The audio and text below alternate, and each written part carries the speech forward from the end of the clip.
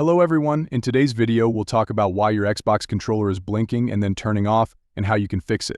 Let's get started. The main cause of your Xbox controller blinking and then turning off is power issues in the console. The console may be experiencing insufficient power supply and is trying to conserve energy by shutting off the wireless connections. Now let's look at the best solutions you can apply to resolve the issue.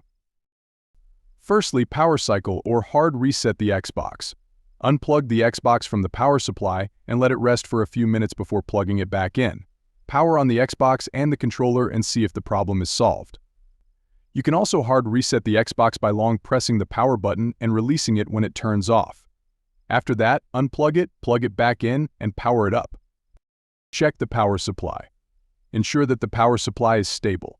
Make sure the Xbox is connected directly to the wall outlet and not to an extension cord or any surge protectors. Update the console's firmware. Check if the console's firmware needs an update, as this may be the reason for the problem. That's it. Thank you for watching, and see you next time.